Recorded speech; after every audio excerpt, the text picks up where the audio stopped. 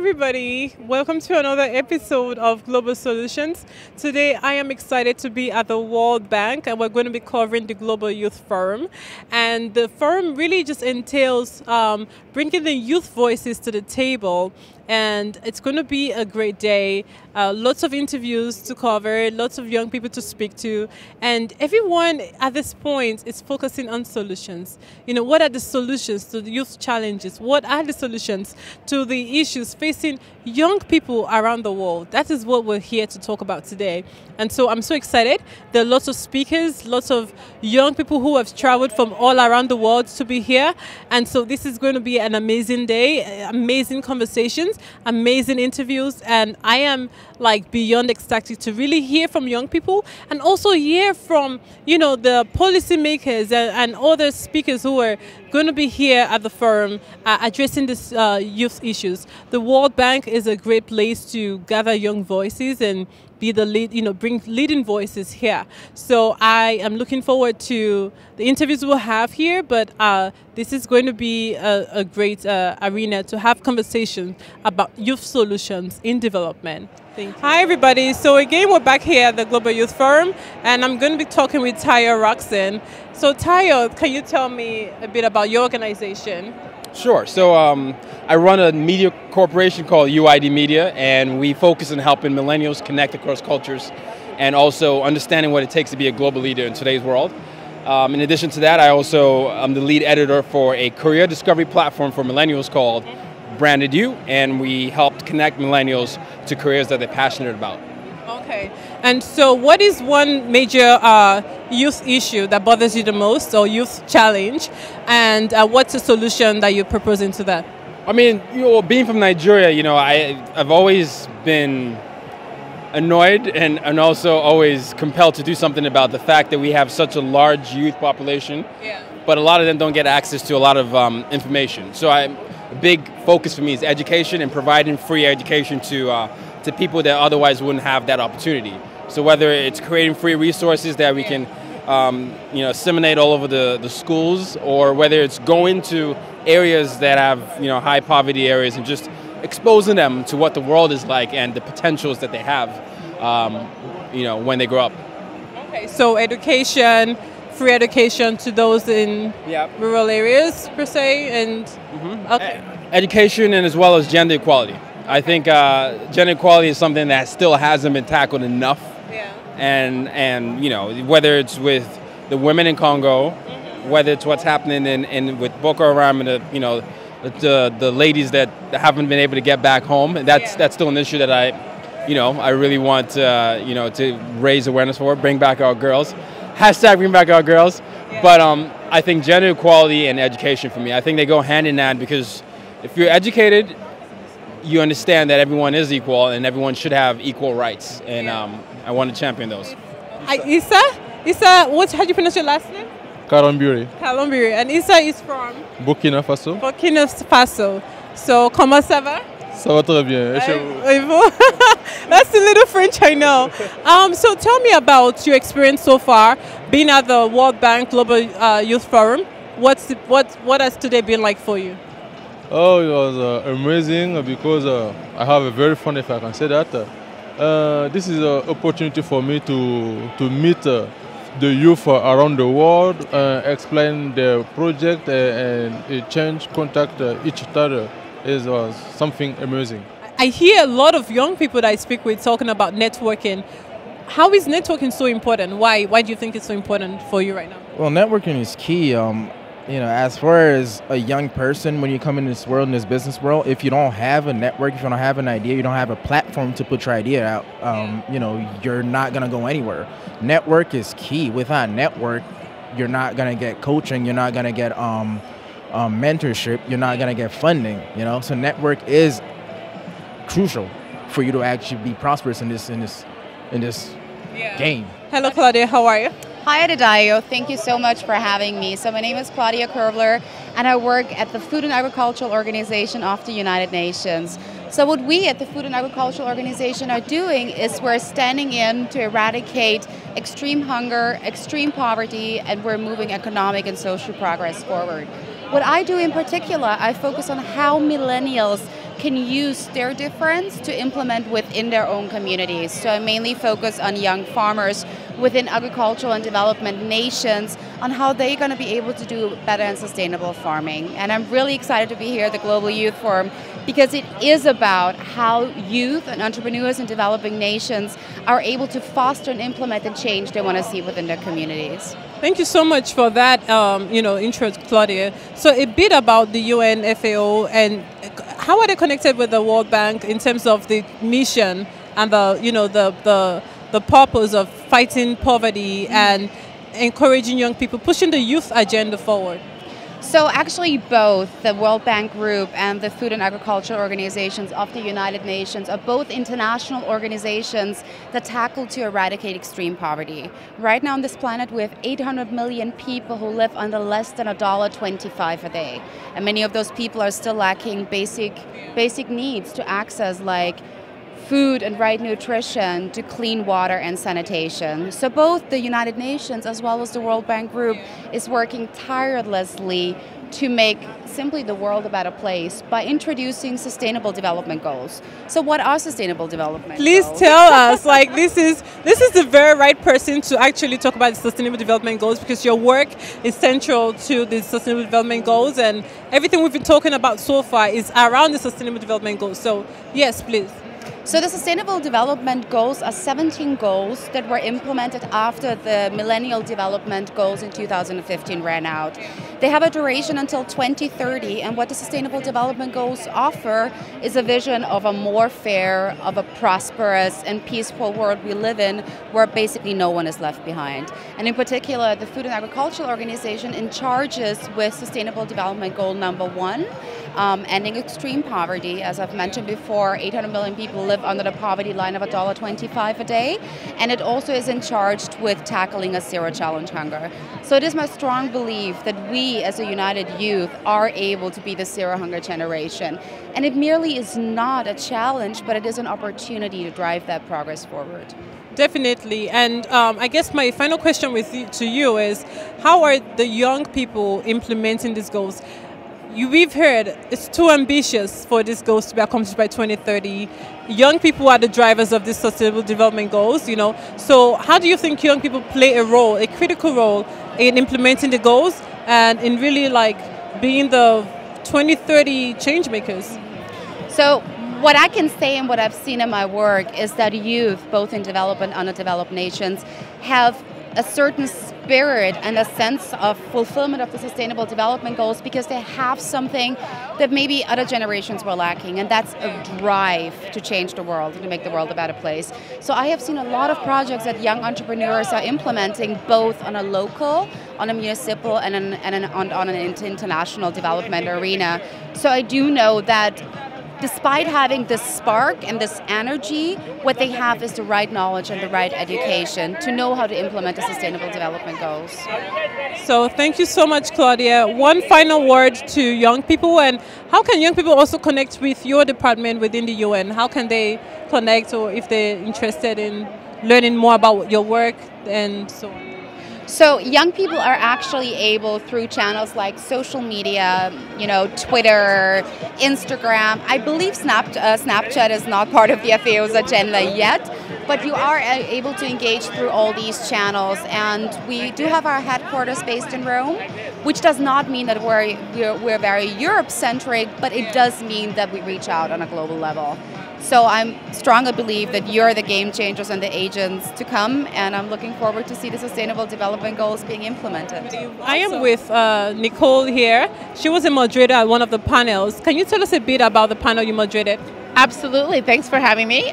We talked about uncovering the dynamics of youth employment and entrepreneurship, which is a really critical issue in youth development as well as in economic growth writ large. Yeah. So I wonder, who are some of the speakers you had on that panel, and also what are some of the takeaways from the panel? Great question. So we had a rock star panel, I have to say. We had the co-founder of Educate, which is an organization that does skills and applicable learning in Uganda and other countries in Africa. Yeah. We have the co-founder of Invest to Innovate, which does angel investing and entrepreneurship development in a lot of countries, in particular in Pakistan. We have the co-founder of Suktel, which is really a great mobile-based platform that's trying to put together employers and employees. Yeah. And we have the Minister of Mali, who's the Minister for Vocational Education and Training, who really brought the government perspective. So we really looked at the key takeaways were trying to understand and really get a sense and acknowledge the fact that this is a really complicated challenge of youth jobs, and there's no simple solution, and it takes all of us, the public sector, the private sector, young people, social entrepreneurs, everyone, to come together, think about what's worked, and go forward. So what are some of the solutions that they proposed at the panel? What's the real takeaways? Like living there, we know what the challenge is with youth unemployment. Yeah. What are the solutions they proposed? So a couple things came out strong. Think about technology, leverage technology. At the heart of Suktel is the mobile, and we know young people have mobile, even if they may not have internet or if other kind of technology, connectivity, infrastructure is weak. Think about leveraging technology in terms of finding jobs and bringing people together, in terms of digital work and how digital opportunities can create new entrepreneurial and work opportunities. So that was a big one. Another big one was think about the market. We really need to understand and better align the kinds of education and training we're doing to what employers need. Soft skills, entrepreneurial skills, vocational training and education that really equip young people to go to work, to succeed, to start their own business. So those were a couple of the big ones. Yeah. So I wonder, was there any talk about the 2030 labor force? Yeah. Like the changes happening, and Such a great question, and it's true. I mean, we're really only just beginning to understand what the impact of globalization, urbanization, migration, automation, the whole fourth industrial revolution, the way that's changing the nature of work.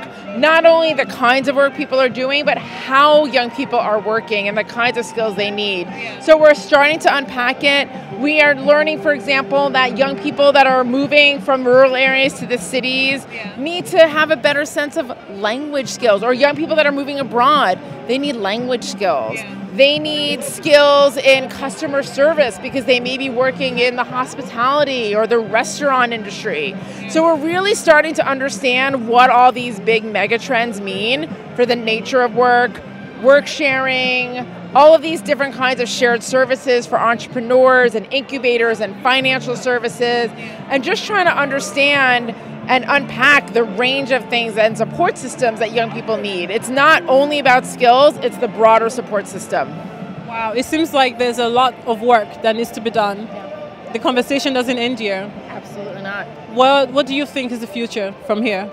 So, I mean, that's a great question. I think the future is about investing in a number of different things. Investing in young people that have solutions for themselves and for their communities. We can't say that enough. Can't say that enough. Hi, Jose, how are you? And thank you for joining me here. I'm really good. It's a pleasure to be with you today. Yes. How has it been so far, being at the forum, and what's really, what's your take on being here today?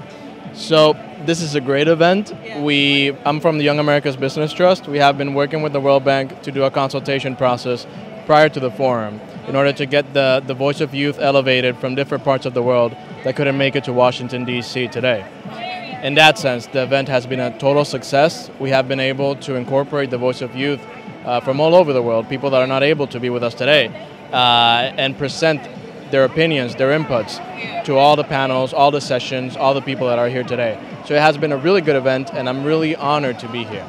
Okay. So how are you able to take the voices out, the voices that couldn't be here today? How are you able to do that? Sure, that's a great question. So basically what we did from the YABT, we habilitated certain channels where young people could go ahead and access this communication between them and the World Bank. So it's basically 4 channels. The first channel would be sending us videos. They would record themselves, and we would give them a couple of questions that they should answer in the videos. So it's a 2-minute videos that we shared with the World Bank today. Actually, just in that television a couple of minutes ago. We were sharing all those videos. So videos was the first channel. The second channel was a survey, an international survey we did. Every young people with a computer could go ahead, access the survey, and type down their inputs. The third channel was on-site dialogues. We helped them create on-site dialogues. So let's say we did a dialogue in Uganda, in Palisha, a town in Uganda, where around 35 young people came together and talked about the issues of this forum. The last channel was global virtual forum we did. We knew that some people weren't able to gather in the same place and dialogue. So we did a virtual forum. We did one in Spanish and one in English in order to reach out to all these people. And it was a great outcome. We generated about 1,000 inputs, and we're now compiling them into a report that we'll be publishing at the end of the month.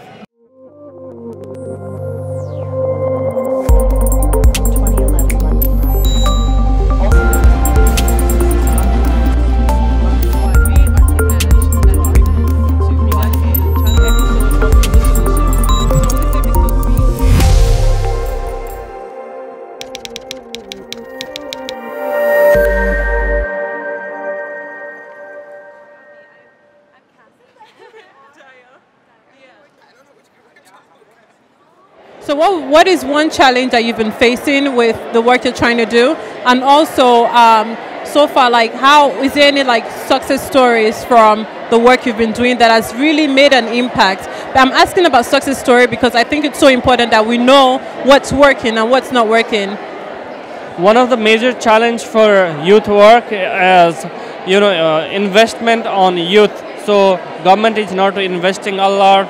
Donor agency is not investing a lot. So there is a huge gap about the conversation and talk and speech and how much money we need to invest for the create a job, create a new kind of policy. So that we are not doing. That's a really challenge.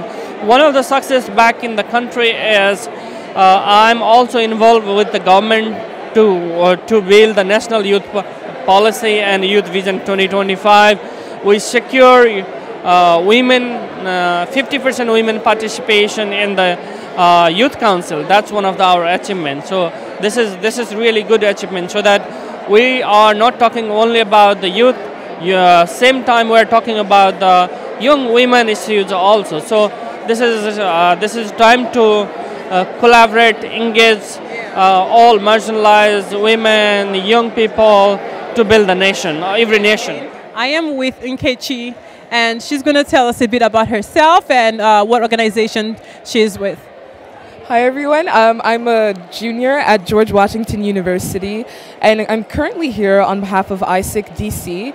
We're an international NGO present in over 127 different countries and 5,000 universities, and essentially what we do in DC is help people intern and volunteer abroad in so many different countries. And so how long have you been with the organization? About 6 months now. 6 months? And so what's the experience like, and what major youth issue is it that you personally feel affiliated with as a young person?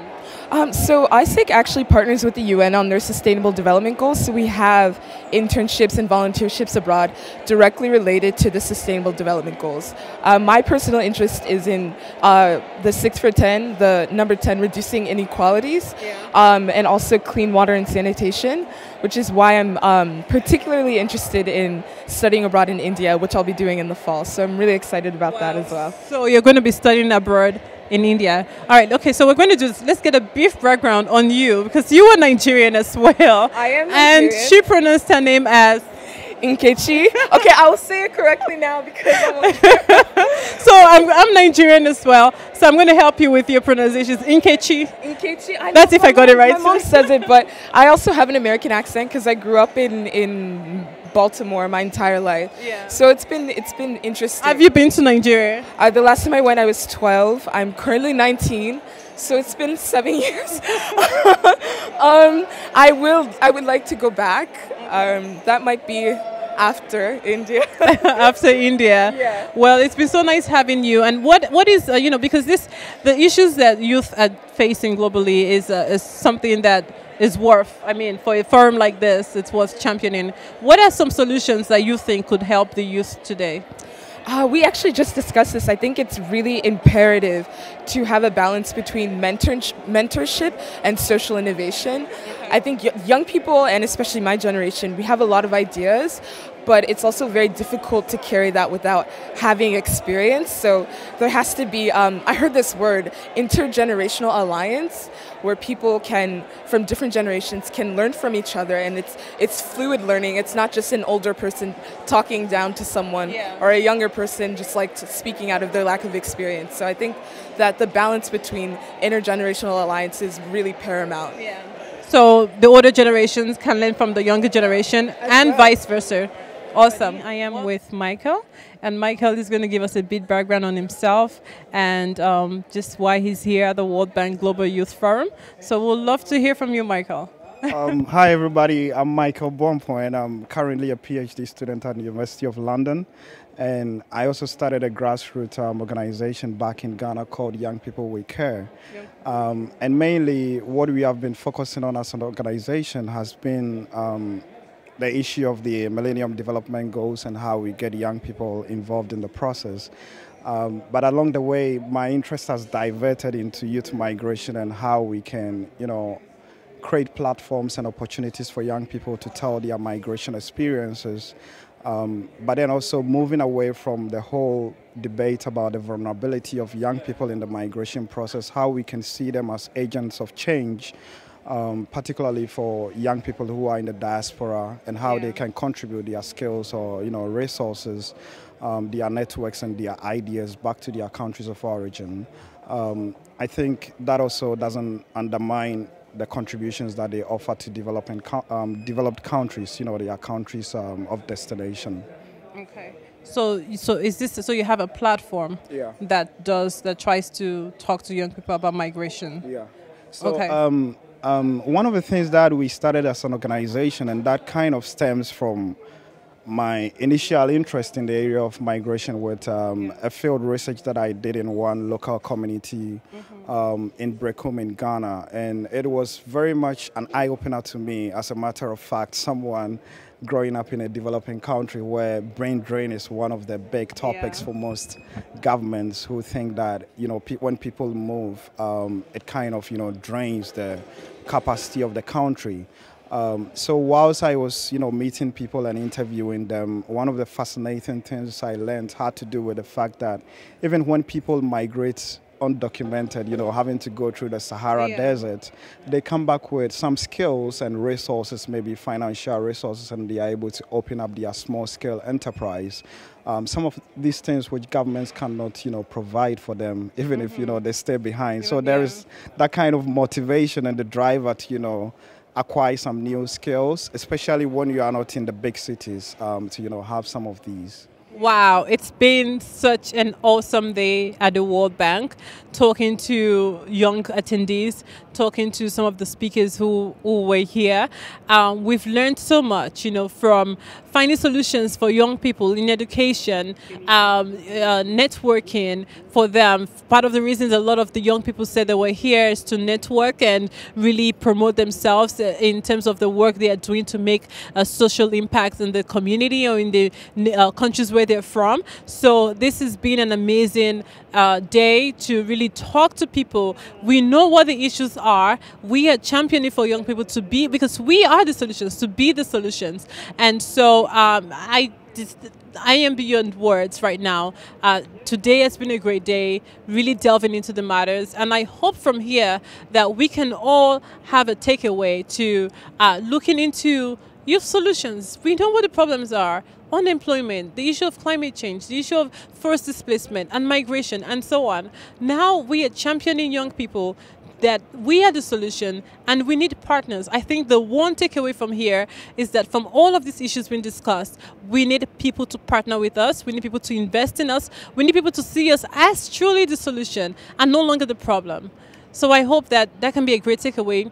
So if you're out there, see us young people as the solution and begin to invest in us and partner with us, because we are indeed change makers and game changers for our generation in this 21st century. Thank you. Until we meet again, I am your host, Adedayo Fashinu.